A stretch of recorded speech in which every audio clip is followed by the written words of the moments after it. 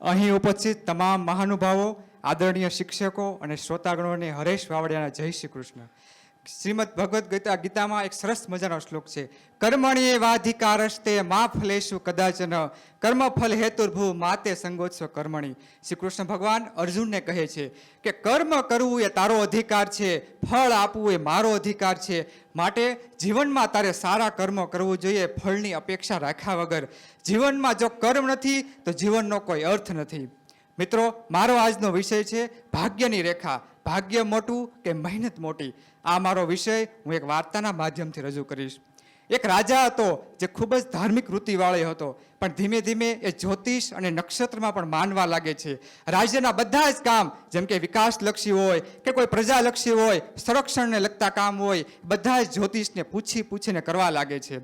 આપણે કહેવત છે ને, યથા રાજા તથા પ્રજા, તેમ એની પ્રજા પણ રાજાનું અનુસરણ કરીને જ્યોતિષને પૂછીને બધા જ કામ કરે છે. જેમ કે કોઈ વસ્તુનું ઉત્પાદન કરવું હોય, ખેતરમાં વાવણી કરવાની હોય, વાવણી લણવાની હોય, બધા જ કામ જ્યોતિષને પૂછીને થવા લાગે છે. આથી રાજ્યમાં અવ્યવસ્થા સર્જાય છે. કોઈ વસ્તુ સમયસર મળવાને લીધે રાજ્યમાં ભૂખમરો આવે છે અને ધીમે ધીમે લોકો ગરીબ થતા જાય છે. આ વચ્ચે આપણે કહેવાય છે ને કે રણમાં મીઠી વીરડી, એમ એક ખેડૂત હતો. એને પોતાની મહેનત ઉપર ભરોસો હતો. એ ભાગ્યના ભરોસે રહેવાને બદલે એ ખૂબ જ મહેનત કરતો હતો. એણે ખેતરમાં સમયસર વાવણી કરી હતી અને સારો વરસાદ થયો તો સારો પાક એના ખેતરમાં થયો હતો.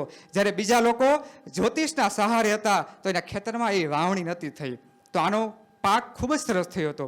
એક દિવસ રાજા રાજ્યમાં પરિભ્રમણ કરવા નીકળે છે. પરિભ્રમણ કરતા કરતા જ્યારે આ ખેડૂતનું ખેતર આવે છે ત્યારે જોવે છે કે આખા રાજ્યમાં જો કોઈની ખેતી સારી થઈ હોય તો આ ખેડૂતની છે. તો આપણે જોઈએ કે આ ખેડૂતના નસીબમાં એવું શું છે કે આવી સરસ મજાની ખેતી એને થઈ છે. સાથે એનો રાજ દરબાર અને રાજ જ્યોતિષ પણ હતા. એ ખેડૂતના ખેતરમાં જાય છે અને કહે છે કે ખેડૂત, તારો હાથ અમારે જોવો છે કે તારા નસીબમાં એવું શું છે કે તારા આ ખેતરમાં આવી સરસ મજાની ખેતી થઈ છે. ખેડૂત વિનમ્રતાથી હા પાડે છે અને પોતાના હાથ બતાવે છે. જ્યારે આપણે આપણા હાથ કોઈ જ્યોતિષને બતાવીએ તો આપણે હાથ આમ બતાવતા હોય છે, પણ જ્યોતિષ જે ખેડૂત છે એ પોતાના હાથ જ્યોતિષને ઊંધા બતાવે છે. જ્યારે ખેડૂત પોતાના હાથ ઊંધા બતાવે છે ત્યારે જ્યોતિષ ખૂબ જ ગુસ્સામાં આવી જાય છે કે મૂર્ખ, તને ખબર નથી પડતી કે જ્યોતિષને હાથ કઈ રીતે બતાવાય, હાથની રેખાઓ ક્યાં હોય છે. તો મિત્રો, મારે તમને એક પ્રશ્ન પૂછવો છે કે ખેડૂતે પોતાના હાથ ઊંધા કેમ બતાવ્યા હતા? ખૂબ સરસ જવાબ છે. હું તમને ડિટેલમાં એટલે કે વિસ્તારપૂર્વકનો જવાબ આપીશ. ખેડૂતે કીધું કે જ્યોતિષ મહારાજ, મને માફ કરજો, પણ હું ભાગ્યના ભરોસે નથી રહેતો. મને મારી મહેનત અને મારી જાત ઉપર ખૂબ જ ભરોસો છે.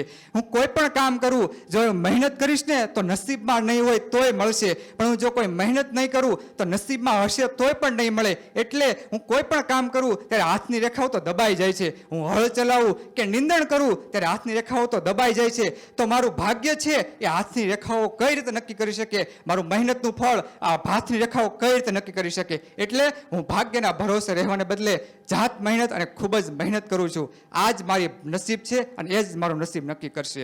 આ સાંભળીને રાજાની પણ આંખો ખુલી જાય છે કે વાત તો સાચી છે. રાજ્યમાં જે અવ્યવસ્થા છે એ ખરેખર આ જ્યોતિષ ને નસીબના ભરોસે રહેવાને લીધે છે. આપણે જો કર્મ કરીશું ને તો આપણને ચોક્કસ સફળતા મળશે. અને નિર્ધાર કરે છે કે આજથી મારા રાજ્યમાં કર્મ આધારિત વ્યવસ્થા કરીશ અને બધા જ સારા કર્મો કરશે અને ધીમે ધીમે 2-3 વર્ષોમાં ફરીથી રાજ્યમાં ખુશી અને પ્રગતિ આવે છે.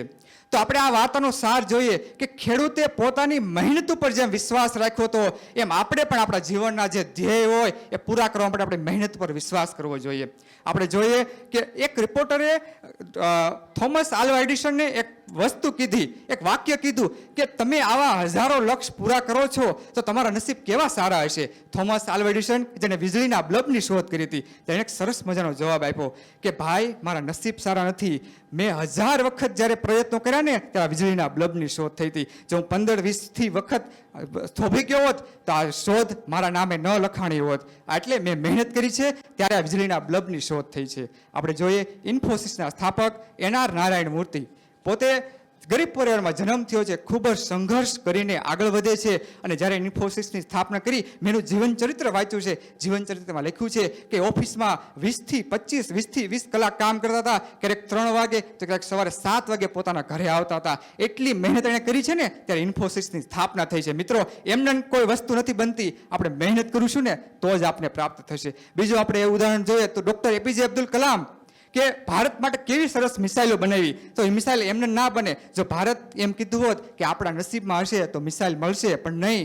એ પણ ડૉક્ટર એપીજે અબ્દુલ કલામે ખૂબ જ મહેનત કરી. જ્યારે નાના હતા એનો પણ જન્મ ગરીબ પરિવારમાં થયો હતો. છાપાઓ વેચીને આપણે બધાને ખબર છે કે પોતાના પરિવારને મદદ કરતા હતા અને એણે પણ ભણીને ખૂબ જ મહેનત કરીને ભારતને મિસાઇલ્સ આપી અને પોપ્યુલર પ્રેસિડેન્ટ બનાવ્યા. જો આપણે તાજું લાઈવ એક્ઝામ્પલ જોવું હોય તો આપણી સામે આ મહાનુભાવો બેઠા છે.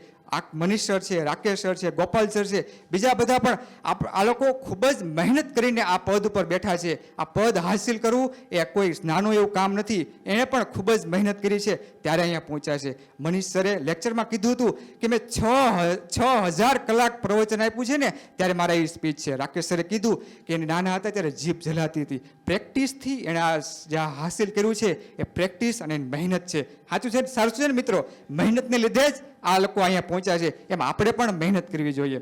સંસ્કૃતમાં એક શ્લોક છે, ઉદ્યમેની સિદ્ધ્યંતે કાર્યાણીના મનોરથે નહીં સુપ્તસ્ય સિંહશે પ્રવેશંતિ મુખ્ય મૃગા. જેમ સિંહના રાજાને જો ભૂખ સંતોષવી હોય તો ગુફામાંથી બહાર આવીને હરણનો શિકાર કરીને ભૂખ સંતોષવી પડે છે. એમ આપણે પણ મનોરથો પૂરા ખાલી મનોરથ કરવાથી સફળતા નથી મળતી. આપણે આપણા જીવનમાં મહેનત કરવી પડે છે, ત્યારે મનોરથો પૂરા થાય છે. અંતમાં હું એક પંક્તિ કહી મારી વાણીને વિરામ આપીશ કે મહેનતના રસ્તા સરળ નથી હોતા, મહેનતના રસ્તા સરળ નથી હોતા, પણ તો સપનાનું ઘર તેના પર જ બને છે. જેમ ઈચ્છા હોય ઉડાન લીધેલી નહીં, પણ જો વૃત્તિમાં ઊંચાઈ હશે તો જ મંજિલ તમને મળશે.